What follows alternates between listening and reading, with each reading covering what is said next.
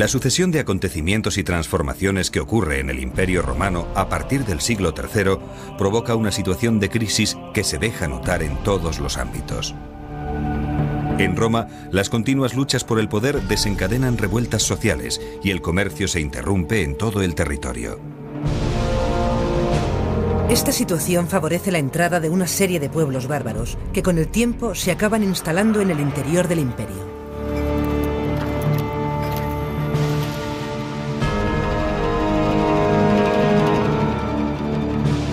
Dos procesos definen el periodo que conocemos como Bajo Imperio: la cristianización y la ruralización. Constantino es el primer emperador que decreta la libertad religiosa en Occidente. Durante su gobierno promueve el cristianismo, hasta el punto de que es el primer emperador que levanta un templo cristiano en Roma. Con él la Iglesia comienza a acumular poder y a gozar de privilegios fiscales.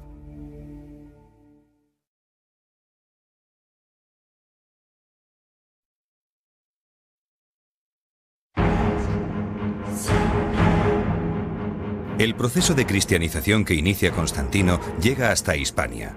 La oligarquía hispano-romana asume los altos cargos eclesiásticos, de modo que decuriones y senadores pasan a ser obispos. Sin embargo, la colaboración entre Iglesia y Estado provoca el surgimiento de grupos cristianos más radicales en la península. Los estratos más bajos de la sociedad se identifican con Pristiliano, quien predica la doctrina del bien y el mal, hasta el punto de enfrentarse a los obispos oficiales. Pristiliano es el primer cristiano considerado hereje y ejecutado por un emperador también cristiano.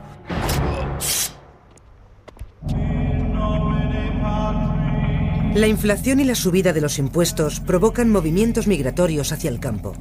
A esta ruralización hay que añadir las incursiones de pueblos germánicos que causan el caos en las ciudades. La aristocracia se instala en grandes villas rurales, que son a la vez centros de explotación agrícola y lugar de residencia.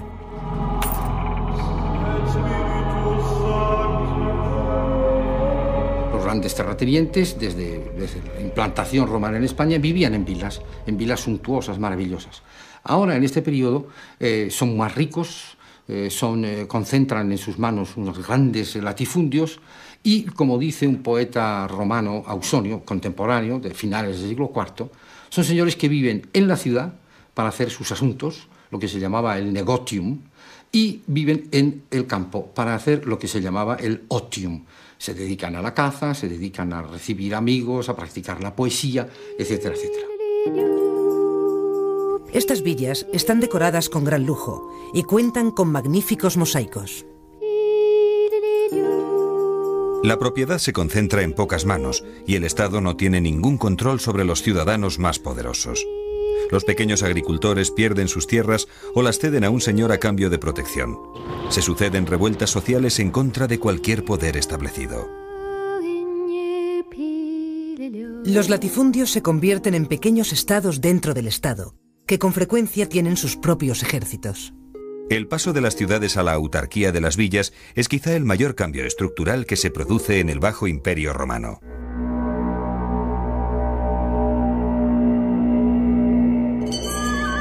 Hacia el siglo V, algunos pueblos bárbaros de origen germánico cruzan el limes, las fronteras del imperio.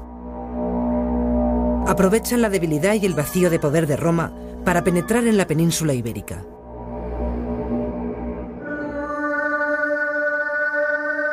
Alanos y vándalos se asientan en las provincias de Bética y Lusitania, mientras que los suevos se instalan en la zona noroeste, que comprende la actual Galicia y parte de Portugal.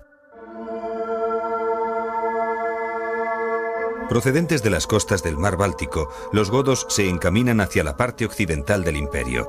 Los que se asientan en Italia reciben el nombre de ostrogodos, mientras que los que se instalan en el sur de Francia y norte de la península son los visigodos.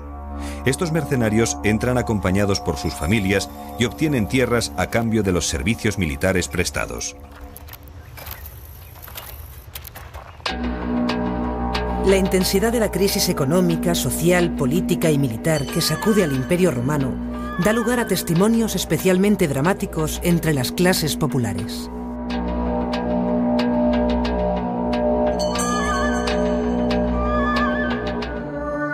Van a buscar sin duda entre los bárbaros la humanidad de los romanos, porque no pueden soportar más entre romanos una inhumanidad propia de bárbaros.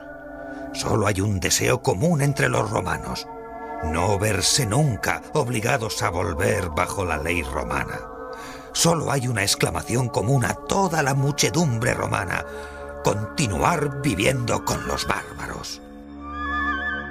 El último gobernante del Imperio Romano unificado es el emperador Teodosio. A él se debe la declaración del cristianismo como religión oficial. A su muerte divide el Imperio Romano entre sus hijos: Oriente para Arcadio y Occidente a Honorio. Después de una serie de sucesiones efímeras y de guerras civiles, el Imperio de Occidente se extingue en el año 476.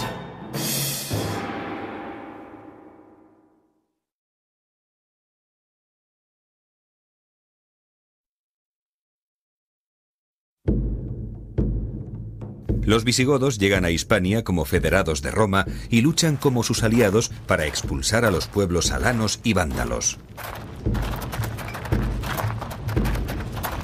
Un movimiento de gentes en busca de agricultura. Esta es una buena definición de lo que son o de lo que es la llegada de estos pueblos. Ellos no destruyen nada. Ellos van a instalarse en un territorio al que están acostumbrados de alguna manera, que conocen más o menos, para subsistir. Y esto lo hacen mediante pactos con los romanos. Pactos en los que ellos forman parte, o pasan a formar parte, de tropas fundamentalmente, de ejércitos que ayudan en ese momento a los romanos en su defensa de las fronteras imperiales. No solamente está pertenecer al ejército romano, sino también darles tierras. Es decir, establezcase usted aquí para que pueda sustentarse, para que pueda tener una vida estable. A cambio, usted me ayuda en la guerra contra mis enemigos, que pueden ser otros pueblos bárbaros. En número, los visigodos representan una porción muy pequeña sobre el total de habitantes de Hispania. Se estima que los germanos que cruzan los Pirineos son un 2% de los 4 o 5 millones de hispanoromanos que viven en la península. Con el paso del tiempo, la relación entre hispanoromanos y visigodos va cambiando. Tarragona representa la última entrega de poder de los romanos a los bárbaros y el comienzo de la disgregación del imperio en Hispania. La ciudad se rinde a los visigodos, poniendo fin a casi 700 años de presencia romana en la península.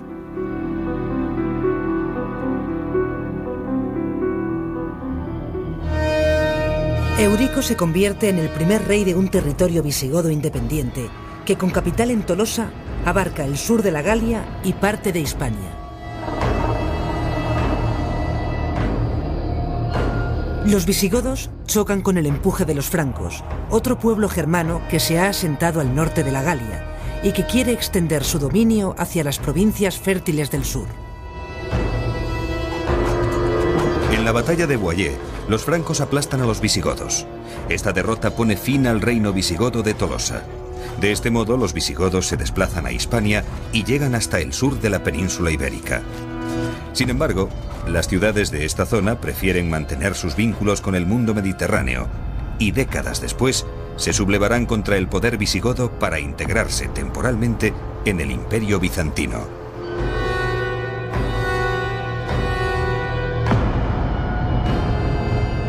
Los visigodos son el pueblo más romanizado de entre los germanos. Con el tiempo adoptan una organización social muy parecida a la romana. Una buena imagen de ello es la Basílica de Carranque, levantada por los visigodos sobre las ruinas romanas.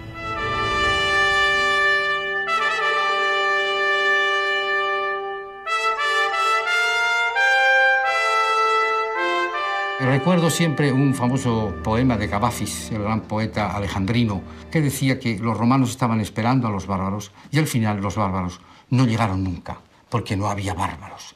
Hasta el punto de que podemos interpretar esto como que los bárbaros se habían romanizado de tal manera, habían convivido con Roma de tal forma durante tanto tiempo, que cuando llegaron a la península ibérica no eran ya bárbaros. Esto es un concepto del siglo XIX, es un concepto cultural que denigra un poco a estos pueblos que vienen a instalarse. Cobra especial importancia entre ellos el concepto de estirpe. Proceder de una buena familia significa prestigio y poder. Su principal ocupación es hacer la guerra, y para defender los intereses de su estirpe se rodean de séquitos militares. En el otro extremo de la sociedad están los más humildes.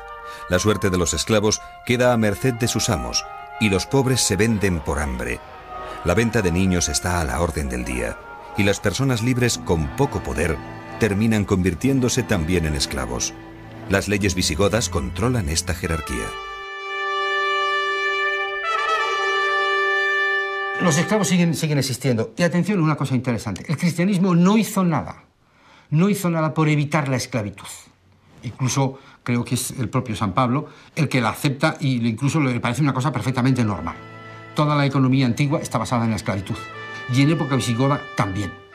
En cierto modo vamos a decir que este esclavo se convierte en colono, en cierto modo, cuando está adscrito a la tierra, de tal manera que es un hombre que por el trabajo que realiza recibe protección. La alimentación de los visigodos se basa en el trabajo de la tierra y la ganadería. A los cereales, hortalizas, fruta y aceite típicos de la dieta romana se añade el consumo de carne y leche que procede de la tradición germana. Los visigodos utilizan la túnica romana como prenda básica de su vestido. La capa se sujeta con una fíbula a una camisola de lino. Las mujeres adornan con joyas su vestido. Ambos se ajustan las prendas con un cinturón que lleva una hebilla de gran belleza. El vestido tiene una importancia excepcional porque distingue el rango de las personas. No todo el mundo llevaba la misma vestimenta, no todo el mundo llevaba esas fíbulas que encontramos en las tumbas a veces, sino que podemos establecer, de acuerdo con los objetos o la cultura material que encontramos, podemos establecer la clasificación social de las gentes que están enterradas en los cementerios. Los hombres suelen llevar el cabello largo y la frente, barba y nuca despejadas. La longitud del cabello obedece a un signo de distinción que indica fuerza, bravura y virilidad. Para ser rey es condición indispensable lucir una larga cabellera. Por eso se llaman en la literatura los reyes de largo pelo. Uno de los grandes castigos que se le puede dar a un individuo que ha querido ser rey o a un rey es la decalvatio, es decir, cortarle completamente los cabellos, dejarlo calvo. Es prácticamente como negarle toda su fuerza, toda su capacidad. Con los visigodos, el papel de la mujer mejora considerablemente. Su independencia es mucho mayor que en época romana. Sin embargo, en las clases aristocráticas son consideradas instrumentos de diplomacia para cerrar acuerdos entre poderosos.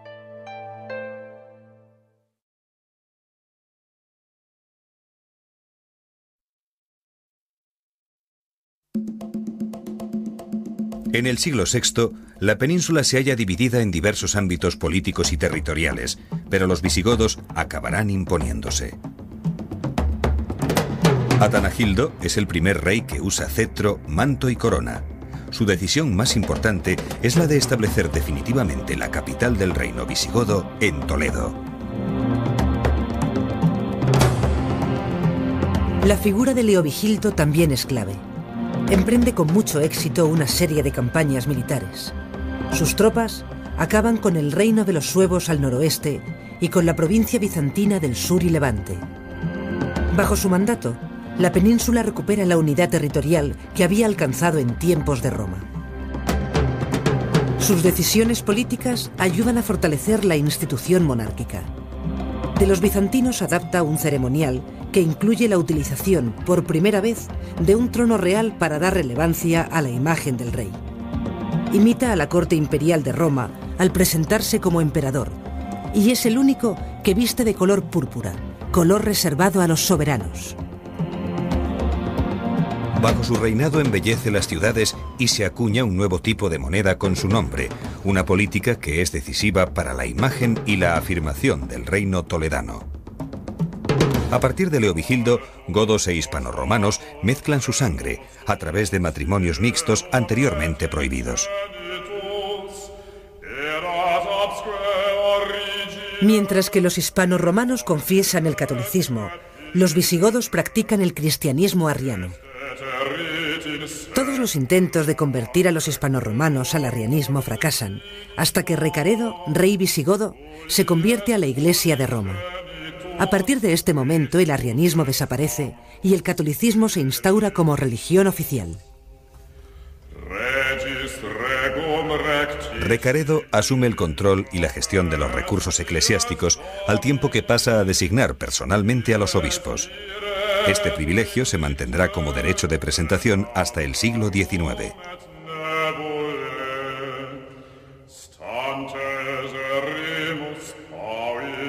La monarquía y los obispos emprenden una lucha para vencer el paganismo y las artes adivinatorias en las que aún creen los campesinos.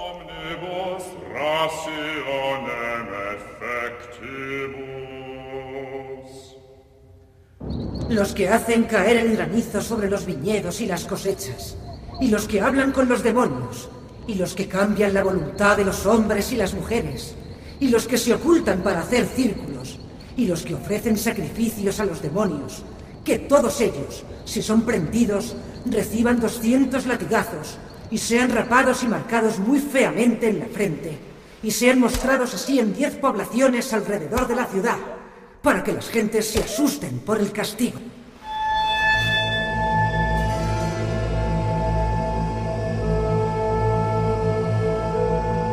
Este mismo afán religioso de instaurar el catolicismo provoca que solo queden algunas comunidades judías dispersas por el territorio. Progresivamente, los visigodos van a desarrollar una férrea legislación antisemita. Prohíben los matrimonios mixtos y el derecho de reunión, medidas que son el germen de las duras persecuciones que sufrirán los judíos a lo largo de la Edad Media. Las directrices generales del reino se deciden en unas reuniones periódicas que se conocen con el nombre de Concilios de Toledo.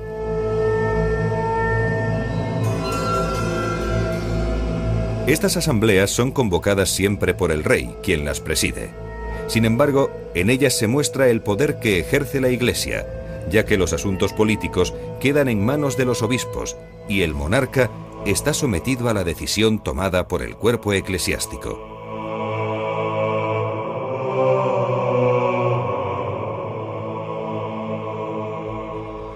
Después de lograr la unidad política y religiosa, Recesvinto instaura la unidad jurídica al promulgar el Liber Judiciorum, libro de los jueces.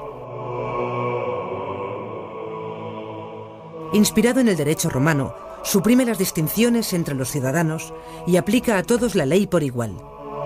El código está dividido en 12 libros que tratan los aspectos legislativos del reino.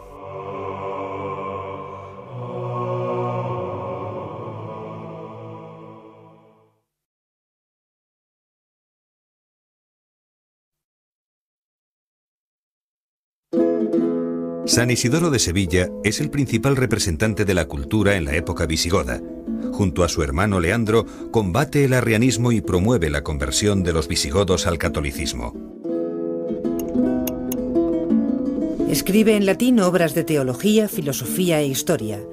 Su mayor aportación a la cultura son los 20 volúmenes de sus etimologías, en los que explica el origen de las palabras. También destaca su obra Alabanza de España, que tendrá una gran influencia posterior. Isidoro, en el siglo VI finales, escribe esta Alabanza de España, basada en textos de Plinio y basada en textos de autores anteriores. En este sentido podemos decir que es el que comienza un poco a crear la conciencia de que esta unidad geográfica puede tener elementos comunes que se denominen Hispania. Ahora bien, ¿qué ha pasado con la obra de Isidoro? Que los autores medievales, y sobre todo los historiadores del siglo XIX, han recogido esa tradición de Isidoro y la han señalado como el momento de comienzo de la unidad y de la creación de Hispania. Pero creo que eso ha sido tergiversar la realidad de los hechos y de los textos, que hay que entenderlos en el contexto en el que fueron escritos.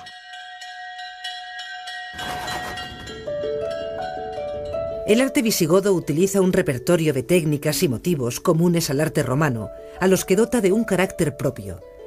Presenta una gran originalidad creativa y da muestras excepcionales en arquitectura y orfebrería. Como edificaciones, destacan las basílicas con ábside y las naves separadas por hileras de columnas. La obra arquitectónica más característica de la época visigótica es la iglesia de San Juan de Baños, levantada en las proximidades de Palencia. Para garantizar la cercanía a la santidad, reyes y poderosos construyen iglesias dentro de sus dominios, en las que viven monjes ermitaños. Las basílicas de San Pedro de la Nave en Zamora y Quintanilla de las Viñas en Burgos son otros dos ejemplos que muestran la expresión arquitectónica visigoda.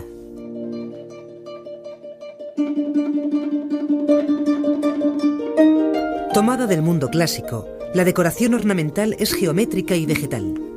Los racimos de uvas, las hojas y flores tienen un claro simbolismo cristiano que alude a la Eucaristía.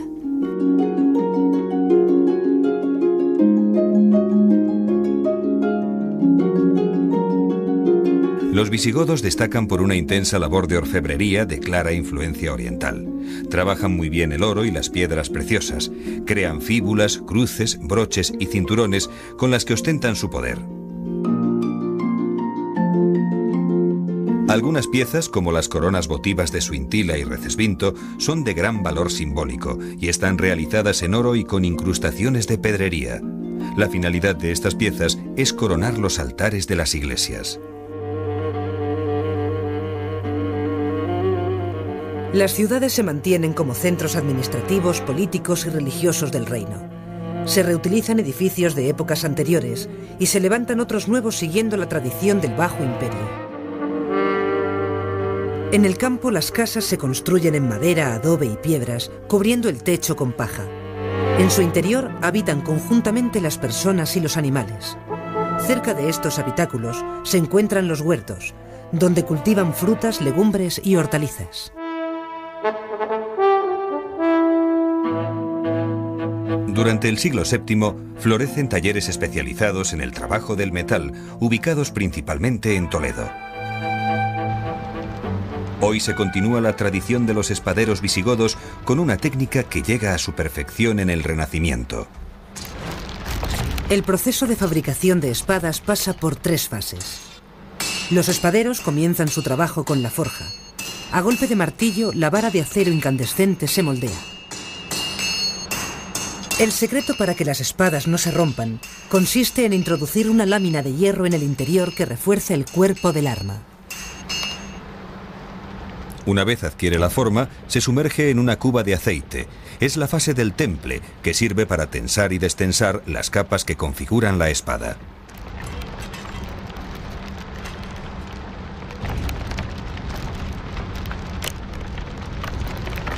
La última fase es la del revenío, en la que se igualan las tensiones que se puedan crear entre ambas capas. Las espadas visigodas anticipan la fama que alcanzarán más tarde los aceros de Toledo.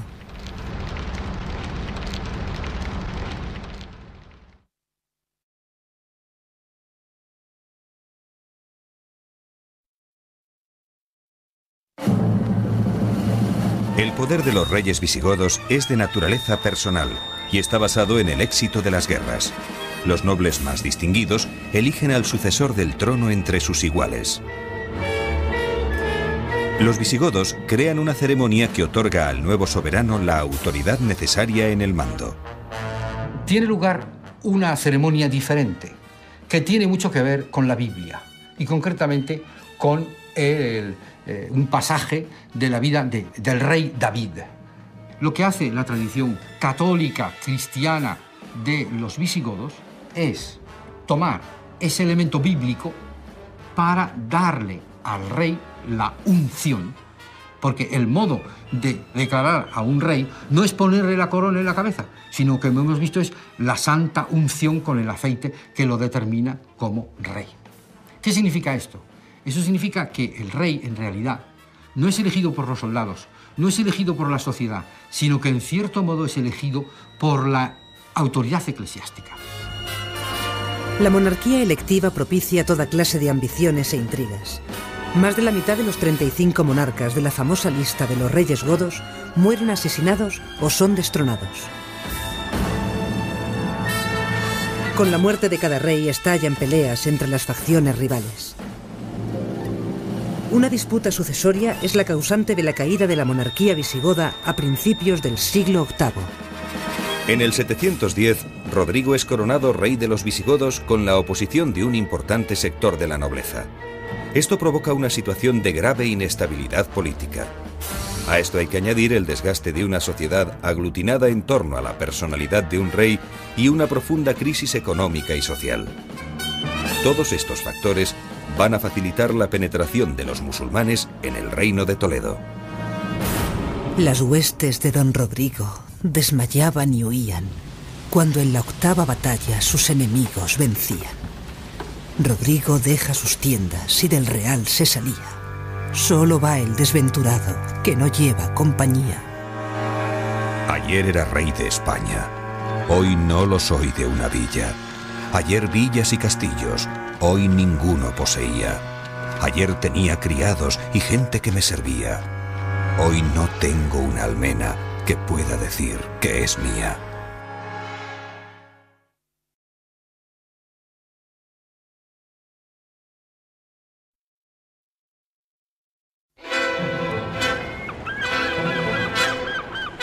En 4 años se derrumba el reino visigodo y los musulmanes se hacen dueños de la península. Los territorios ocupados por los musulmanes en la Hispania visigoda pasarán a llamarse Al-Ándalus. Los musulmanes traen consigo una nueva fe, el Islam, un nuevo idioma y otra cultura que será asimilada por los conquistados, al igual que lo fueron antes la cultura romana y la germana. La época visigoda, que significa la implantación de un reino, el rex, ya no el emperador, un motivo que pueden utilizar los reyes cristianos posteriores de la Edad Media para identificarse o buscar sus orígenes remotos o cercanos en esta unificación, tanto religiosa como de regnum, de instalación del rex. En la plaza de Oriente de Madrid, delante del Palacio Real, están las estatuas de todos los reyes visigodos. Naturalmente, estatuas inventadas, estatuas que llevan una vestimenta que no se corresponde en absoluto a los reyes visigodos propiamente dichos. Todos llevan corona, llevan escudos que son prácticamente medievales o posteriores. Sin embargo, esta iconografía me parece muy significativa, porque delante del Palacio del Rey, en este caso del Palacio de los Borbones, se hace una galería de enlace tradicional con los reyes. Los reyes, aunque sean visigodos, no importa, son los más antiguos, son los primeros, y por lo tanto asociamos a la monarquía, la primera monarquía que hubo en España, es decir, el Regnum Visigotorum. De entre todas las tierras que se extienden desde Occidente hasta la India, tú eres la más hermosa. Oh, santa y feliz Hispania, madre de las naciones. Tú que no solo iluminas el océano, sino también el oriente. Tú eres el honor y el ornamento del mundo. Tú, la parte más ilustre de la tierra, donde florece la fecundada gloria del pueblo godo.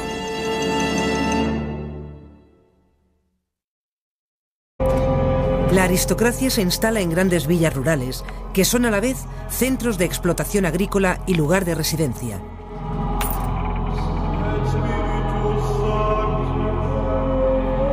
Los grandes terratenientes, desde la implantación romana en España, vivían en vilas suntuosas, maravillosas.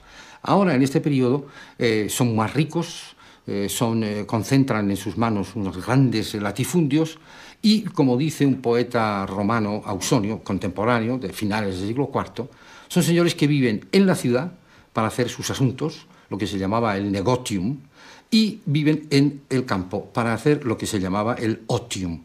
Se dedican a la caza, se dedican a recibir amigos, a practicar la poesía, etcétera, etcétera.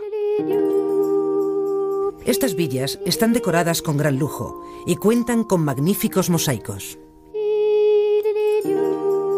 La propiedad se concentra en pocas manos y el Estado no tiene ningún control sobre los ciudadanos más poderosos.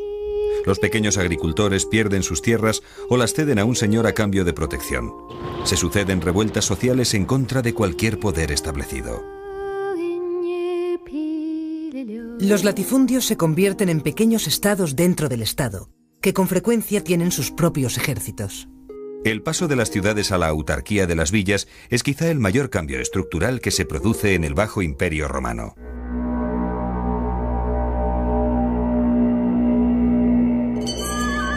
Hacia el siglo V, algunos pueblos bárbaros de origen germánico cruzan el limes, las fronteras del imperio.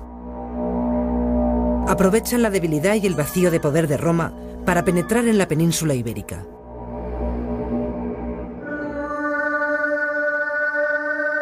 Alanos y vándalos se asientan en las provincias de Bética y Lusitania, mientras que los suevos se instalan en la zona noroeste, que comprende la actual Galicia y parte de Portugal. Procedentes de las costas del mar Báltico, los godos se encaminan hacia la parte occidental del imperio. Los que se asientan en Italia reciben el nombre de ostrogodos, mientras que los que se instalan en el sur de Francia y norte de la península son los visigodos. Estos mercenarios entran acompañados por sus familias y obtienen tierras a cambio de los servicios militares. Han vivido con Roma de tal forma durante tanto tiempo que cuando llegaron a la península ibérica no eran ya bárbaros. Esto es un concepto del siglo XIX, es un concepto cultural que denigra un poco a estos pueblos que vienen a instalarse. Cobra especial importancia entre ellos el concepto de estirpe. Proceder de una buena familia significa prestigio y poder. Su principal ocupación es hacer la guerra, y para defender los intereses de su estirpe se rodean de séquitos militares. En el otro extremo de la sociedad están los más humildes. La suerte de los esclavos queda a merced de sus amos, y los pobres se venden por hambre. La venta de niños está a la orden del día, y las personas libres con poco poder terminan convirtiéndose también en esclavos. Las leyes visigodas controlan esta jerarquía. Los esclavos siguen existiendo. Y atención, una cosa interesante. El cristianismo no hizo nada por evitar la esclavitud. Incluso creo que es el propio San Pablo el que la acepta y incluso le parece una cosa perfectamente normal. Toda la economía antigua está basada en la esclavitud. Y en época visigoda también.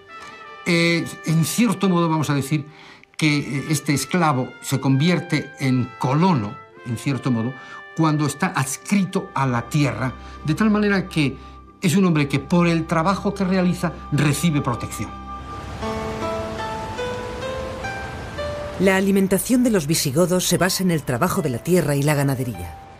A los cereales, hortalizas, fruta y aceite típicos de la dieta romana se añade el consumo de carne y leche que procede de la tradición germana.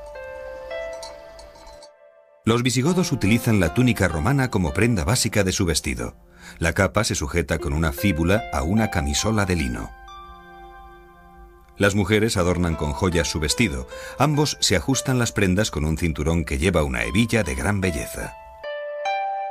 El vestido tiene una importancia excepcional porque distingue el rango de las personas. No todo el mundo llevaba la misma vestimenta, no todo el mundo llevaba esas fíbulas que encontramos en las tumbas a veces, sino que podemos establecer, de acuerdo con los objetos o la cultura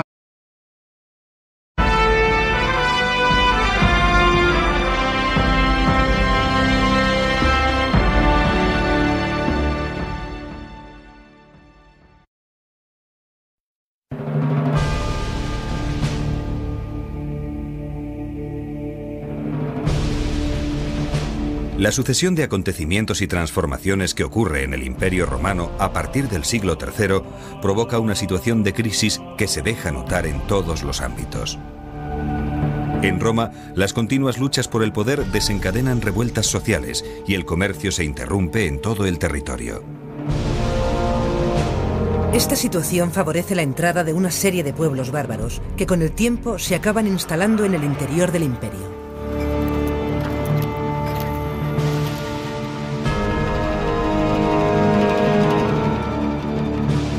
Dos procesos definen el periodo que conocemos como Bajo Imperio: la cristianización y la ruralización. Constantino es el primer emperador que decreta la libertad religiosa en Occidente. Durante su gobierno promueve el cristianismo, hasta el punto de que es el primer emperador que levanta un templo cristiano en Roma. Con él la Iglesia comienza a acumular poder y a gozar de privilegios fiscales.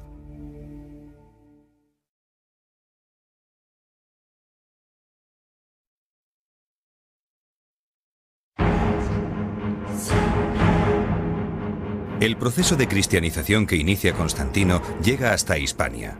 La oligarquía hispano-romana asume los altos cargos eclesiásticos, de modo que decuriones y senadores pasan a ser obispos. Sin embargo, la colaboración entre Iglesia y Estado provoca el surgimiento de grupos cristianos más radicales en la península. Los estratos más bajos de la sociedad se identifican con Pristiliano, quien predica la doctrina del bien y el mal, hasta el punto de enfrentarse a los obispos oficiales. Pristiliano es el primer cristiano considerado hereje y ejecutado por un emperador también cristiano.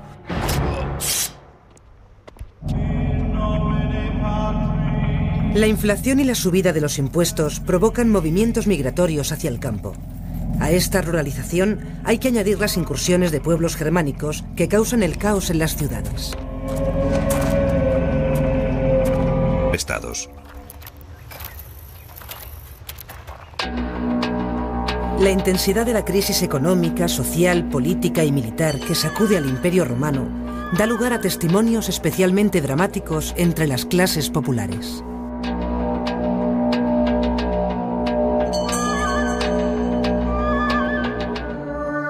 Van a buscar sin duda entre los bárbaros la humanidad de los romanos, porque no pueden soportar más entre romanos una inhumanidad propia de bárbaros.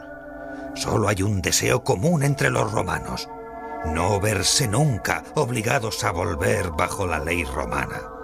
Solo hay una exclamación común a toda la muchedumbre romana: continuar viviendo con los bárbaros. El último gobernante del Imperio Romano unificado es el emperador Teodosio. A él se debe la declaración del cristianismo como religión oficial. A su muerte divide el Imperio Romano entre sus hijos: Oriente para Arcadio y Occidente a Honorio. Después de una serie de sucesiones efímeras y de guerras civiles, el Imperio de Occidente se extingue en el año 476.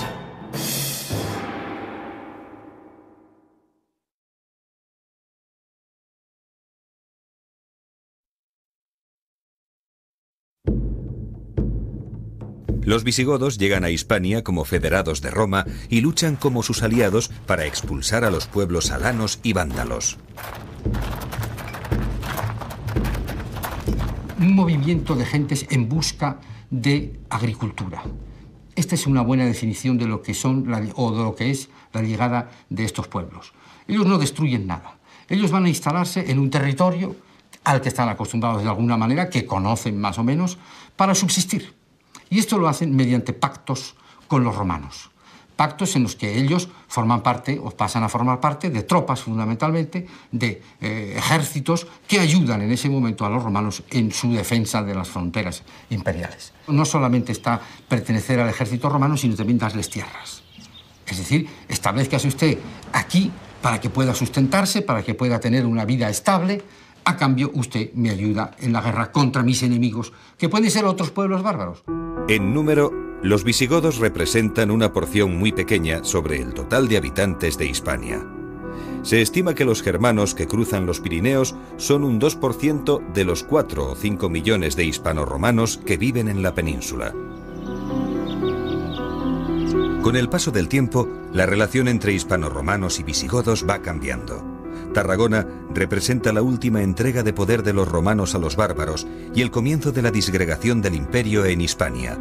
La ciudad se rinde a los visigodos, poniendo fin a casi 700 años de presencia romana en la península.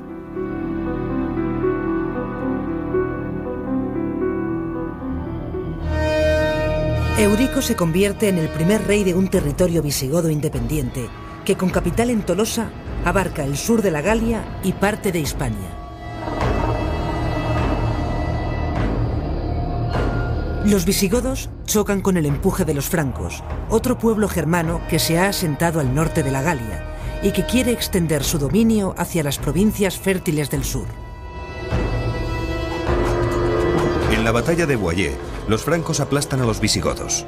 Esta derrota pone fin al reino visigodo de Tolosa. De este modo, los visigodos se desplazan a Hispania y llegan hasta el sur de la península ibérica. Sin embargo, las ciudades de esta zona prefieren mantener sus vínculos con el mundo mediterráneo. y décadas después se sublevarán contra el poder visigodo para integrarse temporalmente en el Imperio bizantino.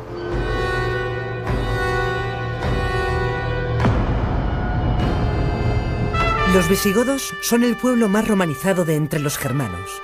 Con el tiempo adoptan una organización social muy parecida a la romana. Una buena imagen de ello es la Basílica de Carranque, levantada por los visigodos sobre las ruinas romanas.